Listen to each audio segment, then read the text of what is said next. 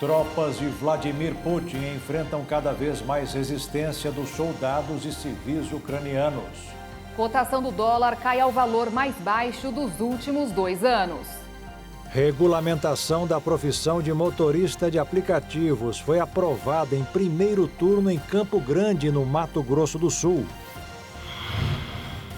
Brasil vai aumentar a produção de petróleo para combater a alta dos preços. Equipes de resgate encontram uma das caixas pretas do avião que caiu na China. Alerta de que doenças da boca podem causar complicações à saúde e até agravar sintomas da Covid. Lata de alumínio tem o maior percentual de reciclagem do mundo. E o presidente Jair Bolsonaro entrega projeto no Ceará para levar mais água ao Nordeste brasileiro. A partir de agora, no Jornal das 22.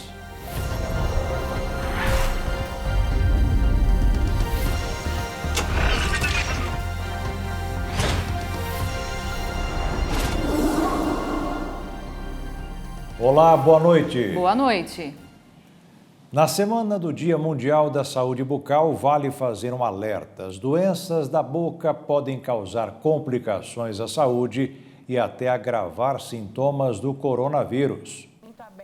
Aos 22 anos, a youtuber Paula Balt descobriu que estava com gengivite, uma inflamação na gengiva, causada pela limpeza bucal inadequada. Eu esquecia de passar fio dental e quando passava com muita agressividade. E isso foi fazendo com que a minha gengiva ficasse machucada. E eu pensava que o sangramento vinha daí. E aí foi quando eu comecei a sentir muita sensibilidade, onde eu mordia e doía, onde vinha aquele mau hálito mesmo eu escovando os meus dentes. E uma amiga falou, olha, vai no dentista, que é gengivite. E se não tratada, a doença pode evoluir para uma periodontite, como explica o cirurgião dentista Navarro Lúcio. É quando essa gengivite se alastrou mais na boca do paciente, né? Já está em várias áreas, já está ali formando tártaro também ao redor dos dentes do paciente e com isso a inflamação ela vai da gengiva e ela também vai para os ligamentos do dente, atingindo até o osso e a pessoa pode até perder o dente por causa de uma gengivite. Logo que recebeu o diagnóstico, a jovem deu início ao tratamento necessário e teve uma boa mudança de hábitos. Colocar essa saúde bucal em primeiro lugar, né? Colocar essa saúde como topo e prioridade na vida. Ainda bem que agora ela pensa e age assim, porque foi só depois de controlar a doença que a Paula contraiu a Covid-19, que poderia ter sido agravada se ela ainda tivesse gengivite. A Covid-19 tem muitos estudos mostrando que ela é uma doença vascular, né, que ela inflama os vasos sanguíneos. Então, a gengiva nada mais é do que puro vaso sanguíneo, por isso que ela sangra com tanta facilidade.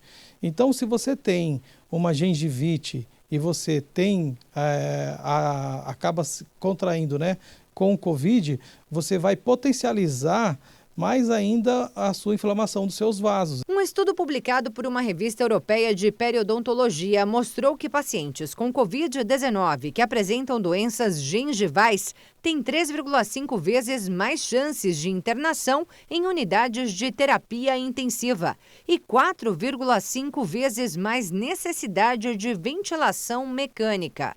Já o risco de morte pela doença nesses pacientes, segundo a publicação, pode ser 9 vezes maior se comparado aos infectados com a gengiva saudável. Mas o fato é que essa falta de cuidados bucais pode prejudicar não somente os sintomas da Covid-19, mas causar aí prejuízos ao organismo como um todo. Isso porque as bactérias existentes na boca podem circular o corpo inteiro por meio da corrente sanguínea e então causar doenças ou agravar aquelas pré-existentes. Esse clichê, né, que a saúde começa pela boca não é por acaso, né? Por quê? Porque é a primeira via de entrada para dentro do nosso corpo. Então, se você tem um dente que precisa fazer canal, uma restauração quebrada, uma cárie, qualquer doença bucal, ela vai, de alguma forma, refletir na saúde geral do paciente. O dentista explica que muitas vezes a inflamação dentária não diagnosticada é o que impede a cura de várias doenças. Há uma artrite que não sara nunca, uma sinusite que não sara nunca, uma inflamação geral no corpo, uma gastrite, um problema de estômago que não sara, mau hálito que não sara nunca, é o quê? Às vezes é um dente da pessoa que está aberto, é um dente que precisa fazer um canal, tártaro que a pessoa tem, uma inflamação na gengiva, uma periodontite. O empresário Beto Carreiro morreu aos 70 anos em 2008, vítima de uma endocardite, uma inflamação no coração causada por uma bactéria presente na gengiva. Por que ele morreu? Porque tinha uma inflamação na boca que não sabia, e essa inflamação parou no coração e acabou desencadeando um infarto, um derrame, e a pessoa acaba morrendo sem saber, né, por causa de uma doença silenciosa. Todos esses fatores revelam a importância da visita ao dentista no mínimo uma vez ao ano, desde o início da vida. A Paula aprendeu a lição. E tô sempre chamando a atenção do meu bebê, ele tem 1 ano e 6 meses, eu já incentivo ele também a ter esse cuidado com a boquinha dele, para ele crescer e não ter nenhum tipo de problema com isso. O dentista explica que a boca do bebê deve ser higienizada com gaze desde o nascimento, mas os cuidados devem começar ainda no pré-natal, com a saúde bucal da mãe. Para ela passar a gestação com saúde bucal, sem gengivite, sem diabetes gestacional, que também inflama mais ainda a gengiva da paciente, né? Então, são vários casos que, durante a gravidez, a alteração hormonal também vai influenciar na saúde da mulher. A saúde bucal também está atrelada à saúde mental. E hoje a Paula está no consultório para fazer um tratamento que vai dar a ela não só uma boca mais saudável, mas mais beleza e qualidade de vida. O mundo registrou na última semana 32.959 mortes por Covid, a menor quantidade desde fim de março de 2020, segundo a Organização Mundial da Saúde. Mas a alta no número de contágios em alguns países acende um sinal de alerta de que a pandemia ainda não acabou. Nas Américas, a quantidade de mortos caiu 42% na semana passada, ficando em 8.800. Enquanto na Europa, África e Sul da Ásia, a queda foi de quase 20%. Já no Oriente Médio foram registrados 1.000 óbitos e apenas na Ásia Oriental houve um pequeno aumento, ficando em quase 7.000 mortes. Entre 14 e 20 de março, Rússia e Estados Unidos foram os países que mais registraram mortes pela doença, contabilizando 3.600 vítimas. Em contrapartida com a queda no número de casos graves, mortes e ao fim das restrições na Europa e nos Estados Unidos, os casos positivos para a Covid-19 subiram pela segunda semana consecutiva, registrando mais de 12 milhões de contágios. Números que podem ser maiores, já que muitos países reduziram em grande medida a realização de testes de detecção diante da proliferação de casos leves e assintomáticos. Com quase 3 milhões de contaminados, a Coreia do Sul voltou a ser o país com mais casos positivos da doença, seguida pelo Vietnã, com quase 2 milhões, a Alemanha, com 1.500.000 e a Austrália, com mais de 500 mil de casos confirmados.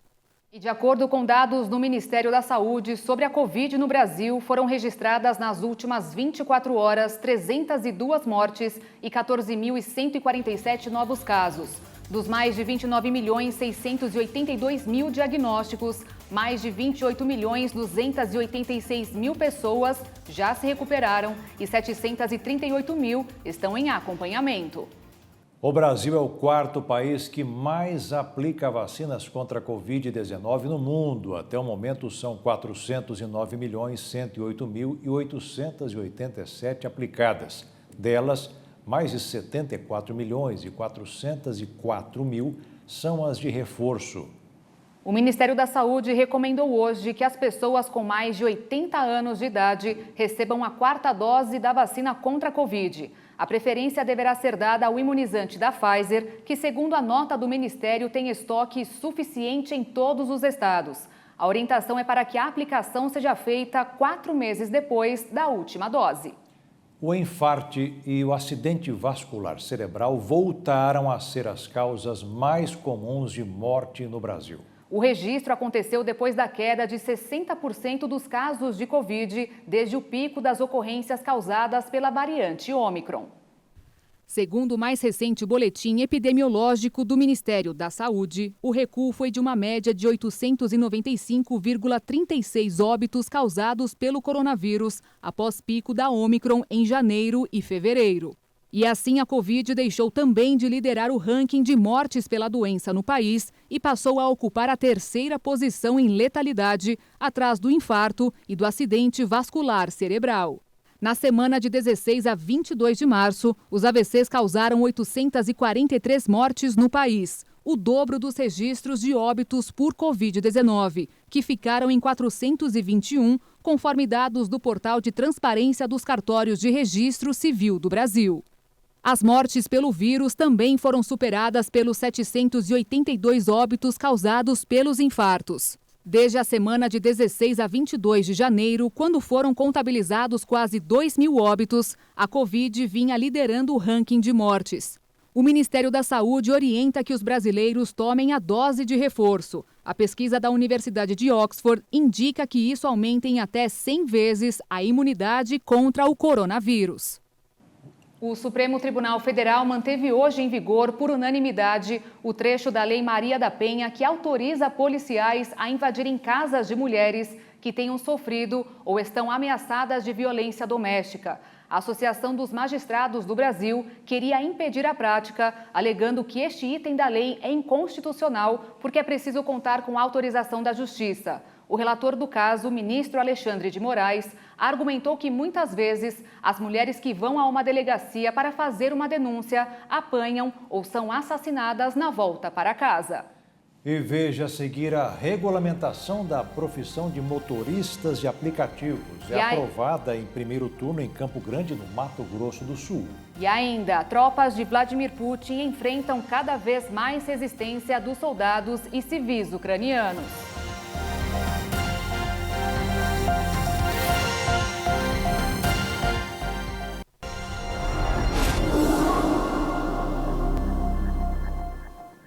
As tropas da Rússia enfrentam cada vez mais a resistência tanto dos soldados como dos civis ucranianos, mesmo com os ataques cada vez mais intensos nas áreas residenciais de Kiev, capital do país. Enquanto isso, o presidente ucraniano Volodymyr Zelensky continua os discursos para o mundo na esperança de conseguir ajuda contra a invasão. Às vésperas de completar um mês da destruição russa em território ucraniano, a capital Kiev segue sofrendo com intensos bombardeios em suas áreas periféricas e principalmente residenciais. Hoje, pelo menos uma pessoa morreu e 2 ficaram gravemente feridas. Os grupos de socorristas trabalharam duro para apagar as chamas causadas pelas bombas. Desde o início do confronto, as tropas de Putin utilizam a estratégia de cerco e bombardeio de cidades, causando destruição em massa e muitas mortes de civis. Esse vídeo divulgado pelo Ministério da Defesa russa mostra o lançamento de mísseis hipersônicos que atingiram algumas infraestruturas das Forças Armadas ucranianas.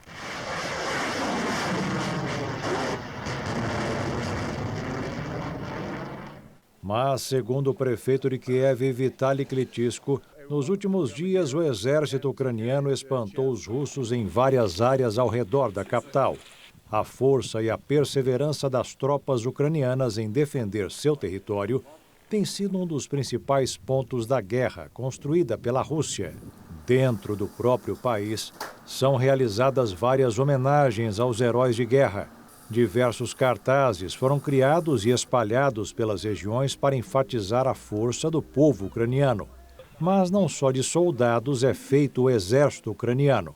Os civis, com suas participações diretas nos confrontos, também são lembrados pela sua dedicação. Essa foi a forma que o povo ucraniano encontrou de inserir sua cultura durante o período conturbado. Enquanto seu povo resiste aos atentados, o presidente da Ucrânia, Volodymyr Zelensky, fez 2 discursos para tentar alavancar ajuda ao país.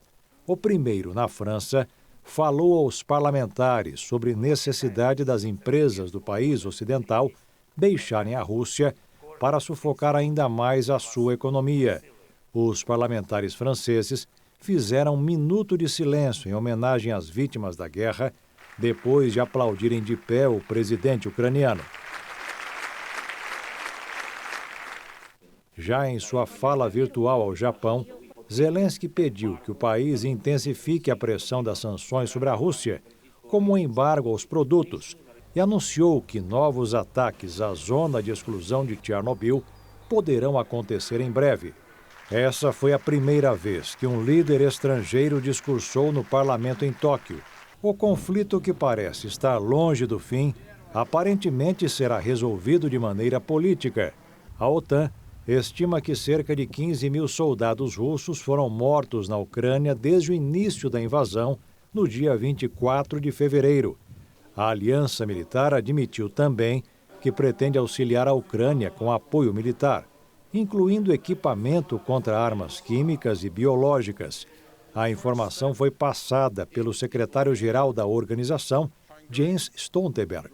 A guerra na Ucrânia, que entrou em seu 28º dia, já provocou a morte de ao menos 121 crianças, o que provocou o êxodo de mais de 1.400.000 menores de idade. Ao todo, mais de 3.500.000 pessoas fugiram e buscaram refúgio em países vizinhos. A Anvisa determinou hoje o recolhimento de lotes de 5 fórmulas para alimentação infantil. Os produtos são fabricados em Orlando, nos Estados Unidos, pela empresa Abbott Nutrition. A medida é parte de um alerta internacional feito após a abertura de uma investigação de 4 internações de bebês com menos de 6 meses de idade e um óbito que consumiram os produtos e foram contaminados por 2 tipos de bactérias. O presidente Jair Bolsonaro participou por videoconferência da 4ª edição do Fórum Global de Negócios da América Latina. Ele destacou o compromisso do Brasil na abertura da economia no pós-pandemia e convidou os países a investirem no Brasil. Durante o Fórum Global de Negócios da América Latina, o presidente Jair Bolsonaro garantiu que não vai haver excesso de gastos, nem irresponsabilidade fiscal no Brasil. No evento, que conta com a participação de vários presidentes, Bolsonaro destacou as privatizações e concessões brasileiras, além dos compromissos internacionais firmados pelo desenvolvimento sustentável. Ele também falou dos resultados obtidos com o programa de parcerias e investimentos. Além dos nossos esforços de recuperação sustentável da economia, estamos implementando o maior programa de investimentos em infraestrutura de nossa história e um dos maiores do mundo, o Programa de Parcerias de Investimentos. Nestes últimos 3 anos, transferimos 131 ativos para a iniciativa privada, com potencial de gerar mais de 150 bilhões de dólares em investimentos e cerca de 25 bilhões de dólares em outorgas. O presidente Jair Bolsonaro também alertou que, por causa do combate à inflação, o resultado da economia do Brasil dificilmente será igual ao ano passado, quando o PIB aumentou 4,6%. Em São Paulo, o presidente do Banco Central, Roberto Campos Neto, disse que a inflação no mês que vem deverá ser maior do que o esperado, mas garantiu que, depois do pico, os índices deverão começar a cair graças à política de alta da taxa básica de juros.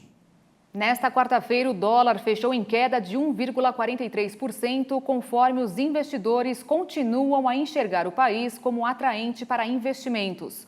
Com isso, a moeda norte-americana encerrou o dia cotada em R$ 4,84 na venda. É o menor patamar de fechamento desde 13 de março de 2020. Já a Bolsa de Valores fechou em alta de 0,16%, com 117.457 pontos. O faturamento das empresas nacionais do setor de turismo atingiu 15 bilhões e 300 milhões de reais em janeiro, uma alta de 23% em relação ao mesmo mês no ano passado. Embora o setor tenha sido prejudicado pela variante Ômicron do coronavírus, a movimentação de turistas em razão do período tradicional de férias escolares ajudou a impulsionar o resultado. O alto faturamento foi influenciado principalmente pela aviação, que cresceu mais de 60%. Mesmo com a alta, o faturamento do setor aéreo esteve longe de atingir seus maiores números, tendo uma queda de quase 14% em relação ao período pré-pandemia. Outro fator determinante para o faturamento foi o avanço da vacinação, que permitiu que as pessoas pudessem realizar viagens com menos riscos de contágio pela Covid-19. Entre os destinos mais procurados estão Alter do Chão, no Pará, que ganhou fama mundial após ter sido eleita pela mídia britânica um dos mais belos destinos entre as praias do Brasil. Bonito, no Mato Grosso do Sul, que permite que os visitantes mergulhem com peixes, façam trilhas, tomem banhos de cachoeira e apreciem paisagens incríveis. E Maceió, capital de Alagoas, que conta com um mar verde que não fica devendo em nada ao Caribe, além de piscinas naturais de águas cristalinas. Essas regiões também registraram um crescimento econômico nos setores mais afetados pela pandemia, como na hotelaria e na gastronomia. Aos poucos, a economia brasileira volta ao patamar que estava antes da pandemia. A tendência é que depois de tanto tempo em casa, o setor de turismo continue crescendo. A Câmara Municipal de Dourados, em Mato Grosso do Sul, aprovou em primeiro turno de votação o projeto de lei que prevê a regulamentação da atividade de motorista de aplicativo. A proposta de autoria do Poder Executivo regulamenta o chamado Serviço de Transporte Remunerado Privado Individual de Passageiros do município. Os aplicativos de mobilidade urbana existem para facilitar a locomoção, seja em trajetos curtos ou longos. São ferramentas que reduzem os impactos ligados ao meio de transporte e são muito conhecidos pelo público geral, pois ele conecta passageiros a motoristas. Inicialmente, a ideia desse tipo de aplicativo era criar uma nova forma de renda extra para pessoas que possuíam carro. À medida que o sucesso foi crescendo, ser um motorista privado de passageiro deixou de ser apenas um extra e sim uma nova profissão. Eu estou há mais de 2 anos. A minha única renda é trabalhar como motorista de aplicativo. Então, veja assim, não é mais apenas um bico trabalhar de motorista de aplicativo, né? A nossa categoria, ela precisa ser reconhecida, como está sendo reconhecida agora. A valorização a qual o Valmir se refere é que em Dourados, a Câmara de Vereadores aprovou o projeto de lei de autoria do Poder Executivo que regulamenta o serviço de transporte remunerado privado individual de passageiros no município. Na prática, a nova lei prevê a regulamentação de atividades de motoristas de aplicativos.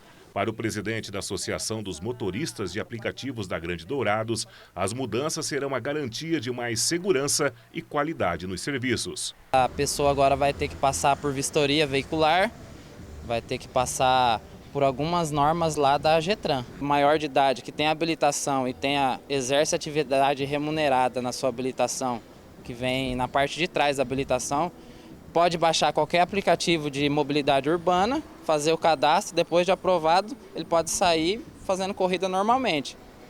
Então, com a regulamentação agora vai vir algumas mudanças que o poder público, a pessoa vai ter que ir na GETRAN fazer o cadastro a partir de agora. Nós acompanhamos o motorista de um aplicativo para nos contar sobre os desafios do trânsito de Dourados e algumas histórias que só quem trabalha com transporte de passageiros pode contar. Dourados tem um trânsito às vezes um pouco confuso, um pouco tumultuado. Qual que é o desafio maior para o motorista de aplicativo aqui na nossa cidade, hein? A questão de infraestrutura aqui nossa aqui da cidade está complicado, né? Dias de chuva mesmo, muito buraco, enche as ruas de água, né? O carro acaba aquaplanando, então a gente tem que tomar muito cuidado aí na questão de buraco, das vias aí tá em más condições, né? Principalmente nos bairros, no centro é tranquilo. Com aproximadamente 2.000 motoristas e 10 aplicativos operando no transporte privado de passageiros na cidade, a regulamentação da atividade se tornou necessária no município. Temos uma política nacional de mobilidade urbana de 2012 e em 2018 uma lei nacional, uma lei federal específica para o transporte individual por plataformas digitais, os aplicativos. E Dourados não tinha essa legislação. Então, desde 2018, viu-se a necessidade. No entanto, apenas no ano passado, nós conseguimos reunir, através de um pleito da categoria, da associação que reúne os motoristas de aplicativo, alguns vereadores e o executivo, a 3 mãos, nós desenvolvemos as tratativas e começamos a esmiuçar essas necessidades da categoria e também o que preconizava e preconiza a lei federal. Os requisitos para habilitar alguém para se tornar motorista de aplicativo muda agora de acordo com a regulamentação, o que gera mais segurança aos passageiros. Em relação à fiscalização, fica por conta do município. O mais importante são os requisitos, determinadas condições que a pessoa precisa ter, determinadas habilidades, a não possibilidade de ter antecedentes criminais, requisitos mínimos de qualquer categoria regulamentada. Um seguro de vida para os passageiros, regras de embarque e desembarque, até porque o aplicativo em si ele é um outro modal individual de transporte. Ele não é como uma outorga, uma licença de táxi ou mototáxi. Então, guardadas essas especificidades, a lei veio justamente regulamentar isso aí. Num primeiro momento, a AGETRAN vai fazer um trabalho de conscientização. Então, vai reunir a categoria, fazer jornadas de conversa, justamente para conscientizar os motoristas de quais os requisitos que eles precisam preencher. A forma como eles vão trabalhar, os locais de trabalho, a forma de trabalhar, enfim, tudo isso aí vai ser parametrizado antes de se impor sanção. E veja a seguir, o Brasil vai aumentar a produção de petróleo para combater a alta dos preços. E veja também, equipes de resgate encontram uma das caixas pretas do avião que caiu na China.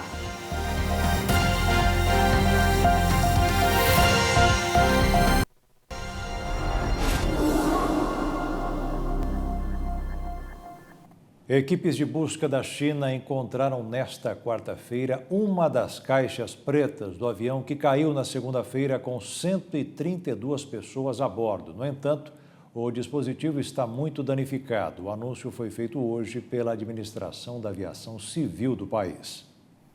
O dispositivo foi severamente danificado. Não ficou claro se o gravador era dos dados do voo ou de voz da cabine, segundo uma autoridade da aviação civil. As circunstâncias desse acidente são raras. O radar de aviação mostra que o avião desceu rapidamente em alta velocidade vertical durante o voo. Esperamos recuperar as 2 caixas pretas, com os gravadores de voo, o de dados e o de voz da cabine, e entregá-los a um laboratório profissional. Isso é fundamental para entender o que aconteceu no incidente e reunir as causas. O Boeing, que decolou de Kunming e seguia para Cantão, era equipado com uma caixa preta na parte posterior da cabine de passageiros e a outra na cabine de comando com um gravador incorporado. As buscas pela segunda caixa continuam. A maior parte da aeronave parece ter se desintegrado com o impacto e nenhum sobrevivente foi encontrado. Até o momento, o governo não anunciou oficialmente a morte dos passageiros e a causa do acidente ainda não foi determinada devido aos graves danos à aeronave. O ministro de Minas e Energia, Bento Albuquerque, anunciou hoje que o Brasil irá aumentar em 10% a sua produção de petróleo neste ano, resultando em um acréscimo de 300 mil barris de petróleo por dia. A declaração foi dada na abertura do encontro anual de ministros de energia dos países membros e associados da Agência Internacional de Energia em Paris. De acordo com o ministro de Minas e Energia, o aumento da produção de óleo bruto será a contribuição do Brasil para a estabilização dos mercados globais de energia, afetados diretamente pelo efeito da invasão russa na Ucrânia. O preço do petróleo no mercado internacional disparou após as sanções à Rússia, país responsável por 12% da produção mundial de óleo e gás.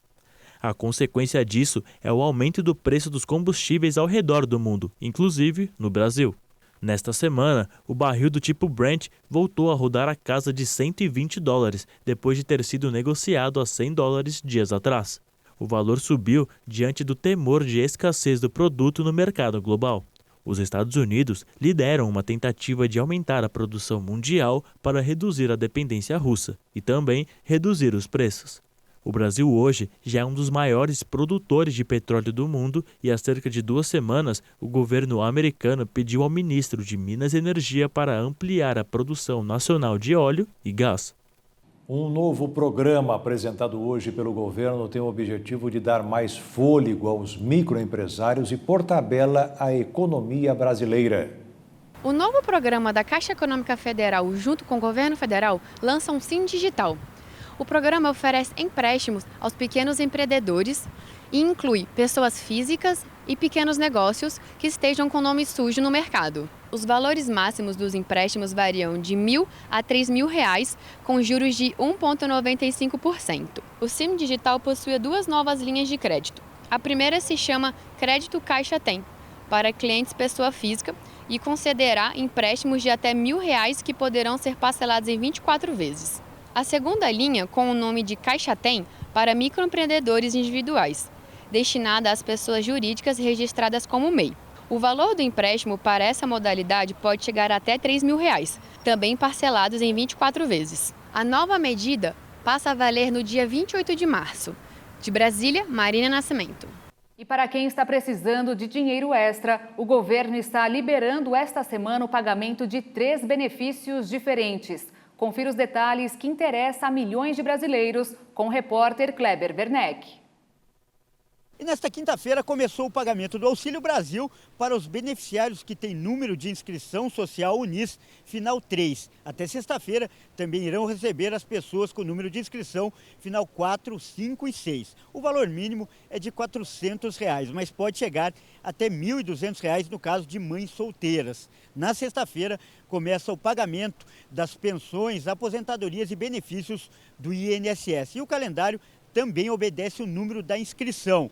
As pessoas que têm inscrição final 1 e recebem um salário mínimo serão as primeiras a receberem. Nessa semana também começou o pagamento do PIS/PASEP para os trabalhadores que receberam em média 2 salários mínimos no ano passado e trabalharam pelo menos 30 dias com carteira assinada. O valor desse benefício é de R$1.200, mas vai depender da quantidade de meses trabalhados em 2021.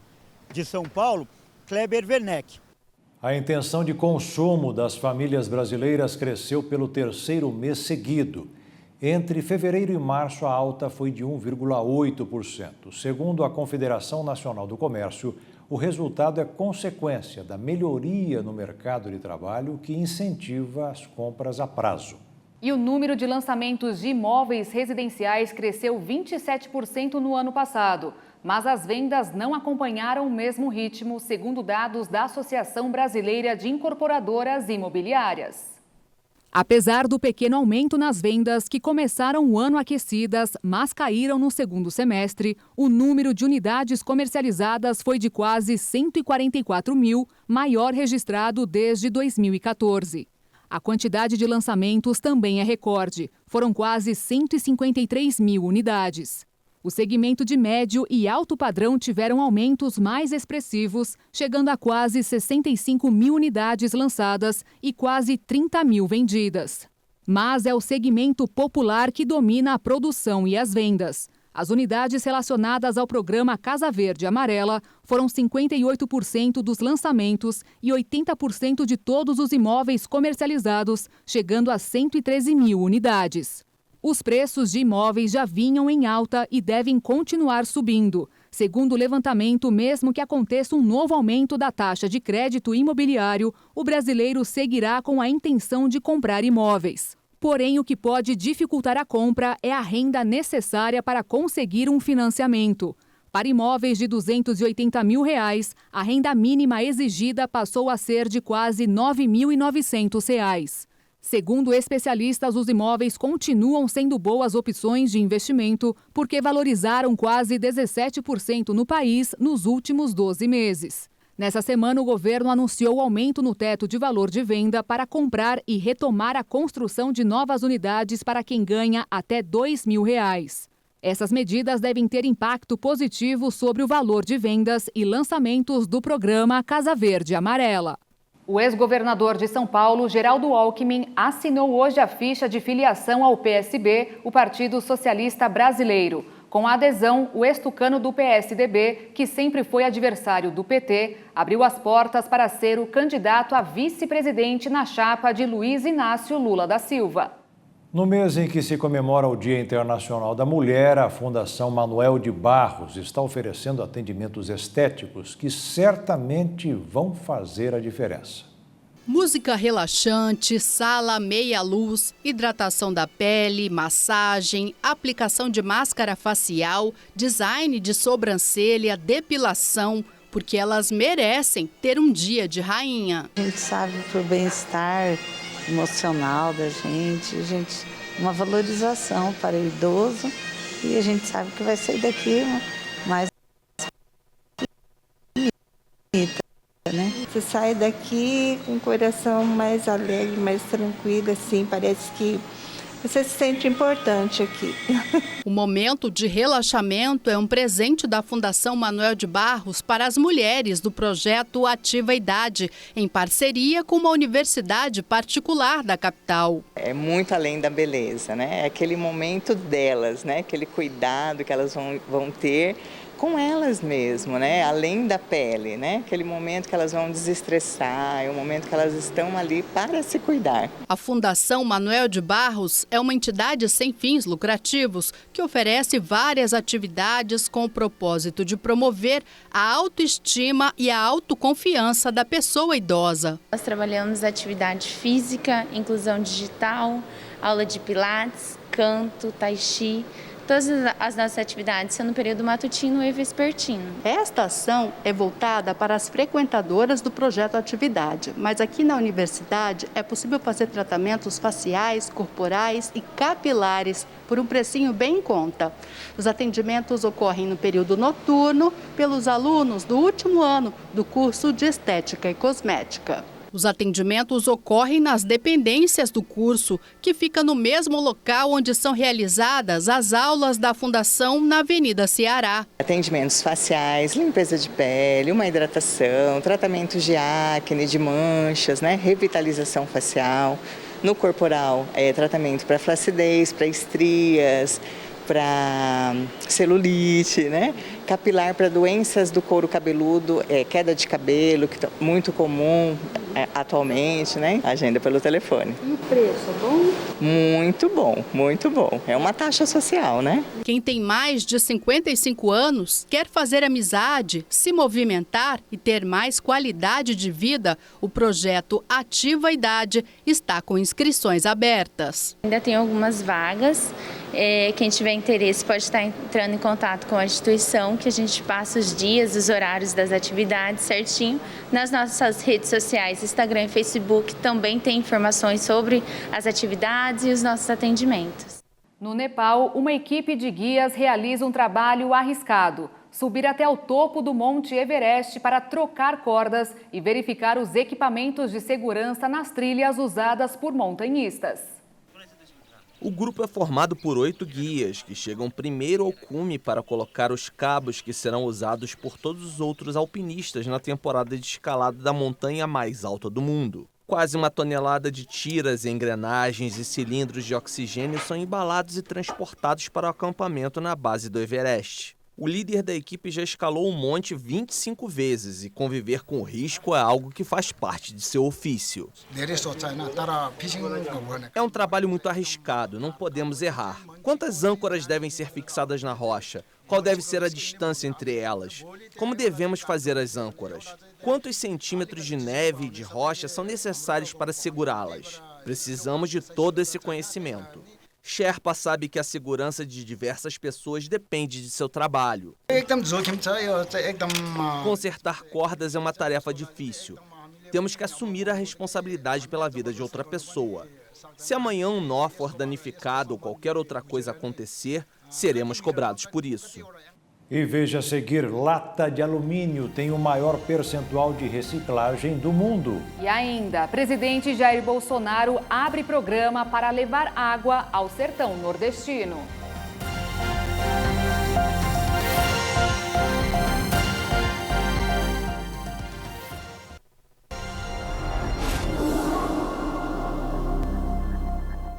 O presidente Jair Bolsonaro lançou hoje um programa que vai levar mais água ao Nordeste, uma das regiões menos abastecidas do país. O Brasil é um país privilegiado em termos de recursos hídricos, tem cerca de 12% de toda a água doce do mundo, mas a distribuição no território nacional tem deixado muito a desejar. Mais de 70% das reservas são distribuídas na região norte do país, onde vivem cerca de apenas 7% da população. Muita água numa região com poucos habitantes. Enquanto isso, o Nordeste brasileiro, com 28% da população do país, possui apenas 3% de distribuição de água. Para tentar resolver esta situação em algumas regiões do país, que vem de longa data, o governo federal criou a Força Tarefas das Águas. Para começar, o programa tem relação com a questão hídrica, no Ceará e em outros estados nordestinos. E a previsão é que o abastecimento de água contemple os 9 estados do Nordeste e a norte de Minas Gerais. O presidente Jair Bolsonaro viajou hoje para Quixadá, no Ceará, onde foram entregues 74 sistemas simplificados de abastecimento para 15 municípios. Além disso, postos também serão inaugurados e ordens de serviços para outras obras serão assinadas. No total, as medidas devem levar água para mais de 80 mil cearenses. Em seu discurso de lançamento da Força Tarefa das Águas, na cidade de Quixadá, o presidente destacou a importância da água, que é um bem inigualável para a população. A água é um bem inigualável. Cada vez mais estamos concluindo a transposição do São Francisco e trazendo dignidade a todos vocês. A inauguração da central de abastecimento em Quixadá deverá servir de exemplo a ser implantado nos outros estados que fazem parte do programa lançado nesta quarta-feira. A Força Tarefa em Defesa da Amazônia vai atuar por mais um ano contra infratores ambientais. A portaria com a medida foi publicada hoje no Diário Oficial da União. A Força Tarefa da Advocacia Geral da União, que atua em defesa da Amazônia, vai permanecer na missão por mais um ano. Ela foi instituída em setembro de 2019 para atuação nas demandas judiciais que têm por objeto a defesa de políticas públicas ambientais prioritárias da União, do IBAMA e do ICMBio, dos 9 estados que integram a Amazônia Legal.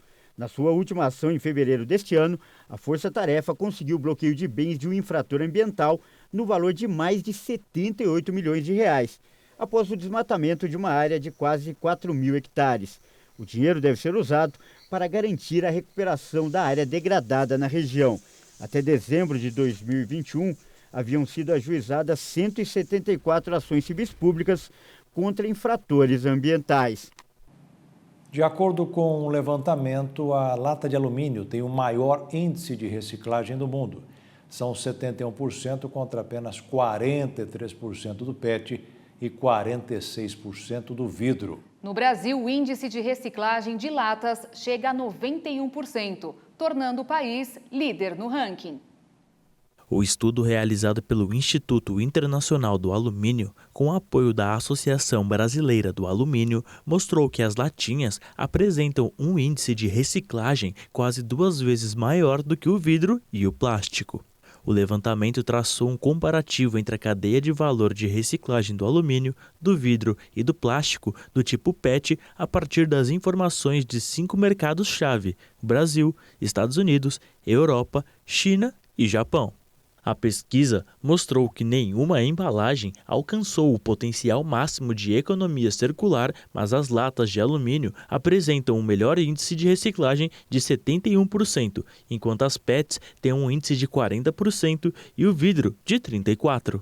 Já no comparativo individual entre mercados, o Brasil apresenta a segunda maior taxa de reciclagem, com 91,4% para o alumínio, 38,9% para o vidro e 31,5% para o plástico. Os dados de reciclagem do vidro e do plástico do país asiático não constam no estudo. As taxas de Brasil e Japão excluem perdas durante a retirada de verniz e refusão. O levantamento corrobora a posição protagonista da indústria brasileira do alumínio na cadeia de valores da reciclagem de latas para bebidas, consequência, principalmente, dos investimentos empreendidos no estabelecimento de centros de coletas distribuídos em todas as regiões do país. Além de avaliar o ciclo de vida das embalagens, o levantamento considera ainda a importância do material para a economia circular, levando em conta a eficiência do processo de reciclagem de cada material. A Confederação Brasileira de Futebol tem novo presidente. Edinaldo Rodrigues foi eleito hoje para um mandato de 4 anos no lugar de Rogério Caboclo, afastado depois de uma denúncia de assédio a uma funcionária. A eleição foi realizada mesmo depois da Justiça suspender o pleito, atendendo a um pedido do vice-presidente Gustavo Feijó, que pelo regulamento deveria assumir o cargo. O Senado aprovou nesta quarta-feira a nova lei Aldir Blanc, que cria uma política permanente para o setor cultural. Pelo texto, a União será responsável pelo investimento anual de 3 bilhões de reais que serão destinados a estados e municípios a partir do ano que vem. Em 2024 em diante, o valor será corrigido pelo mesmo percentual do Produto Interno Bruto, que mede o crescimento da economia. O texto relatado pelo senador Vital do Rego, do MDB, agora vai à sanção presidencial. Um estudo de exoplanetas pode levar à descoberta de sinais de vida pelo universo. Segundo a NASA, existem milhares de mundos além do nosso sistema solar. A contagem de mais de 5.000 exoplanetas descobertos pelos telescópios da Agência Espacial Norte-Americana alcançou um marco expressivo. Segundo a NASA, a jornada de 30 anos ampliou o conhecimento do universo, até então restrito aos planetas do sistema solar. Esses milhares encontrados até o momento incluem mundos pequenos e rochosos como a Terra, gigantes gasosos muitas vezes maiores que Júpiter e os chamados Júpiteres quentes, que estão em órbitas extremamente próximas em torno de suas estrelas. Na lista de achados existem também as superterras, que são possíveis mundos rochosos maiores que o nosso, e mini-Netunos, versões menores do Netuno do nosso sistema. As descobertas incluem ainda planetas orbitando 2 estrelas ao mesmo tempo e planetas orbitando os restos colapsados de estrelas mortas. Com o avanço da tecnologia espacial, especialistas estimam que estamos diante de uma nova era de descobertas para além da identificação de novos exoplanetas. E uma cientista brasileira fez uma aplicação inédita de inteligência artificial para simular o buraco negro, podendo assim auxiliar pesquisas em outras áreas da astronomia. O estudo desses fenômenos espaciais demanda cálculos extremamente complexos e envolve o processamento de uma quantidade gigantesca de dados que excedem a capacidade humana e até de muitos computadores. Os pesquisadores costumam levar 7 dias para fazer a simulação simples de um buraco negro usando métodos numéricos tradicionais. Uma simulação mais complexa pode levar até 1 mês. A jovem pesquisadora brasileira Roberta Duarte Pereira, doutoranda no Instituto de Astronomia, Geofísica e Ciências Atmosféricas da USP, conseguiu simular o comportamento de um buraco negro em um tempo absurdamente menor com o uso de inteligência artificial. A simulação simples foi obtida de forma 32.000 vezes mais rápida e a complexa em um tempo 7.000 vezes menor. É a primeira vez na história que o comportamento de um buraco negro foi simulado com o uso de inteligência artificial e aprendizado de máquina. Os cálculos foram realizados de maneira automatizada e programada. E veja como foram alguns dos testemunhos de pessoas que saíram vitoriosas.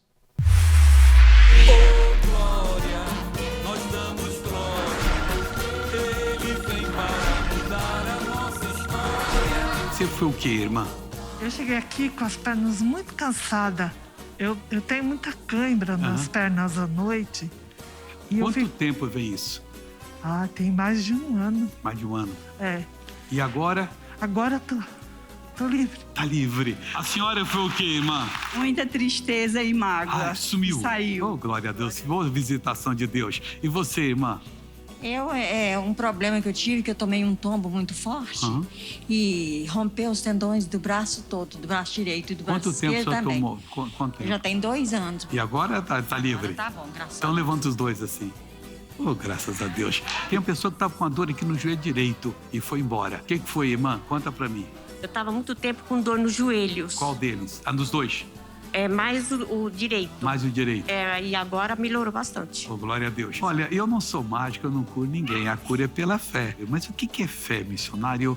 Hebreus 11:1 diz que é a certeza das coisas que se espera e a prova daquilo que se não vê. E onde compra a fé? Em lugar nenhum. Mas o senhor não tem um pouquinho no seu bolso para vender, emprestar ou dar? Não, a fé não é assim. É Deus que põe no seu coração.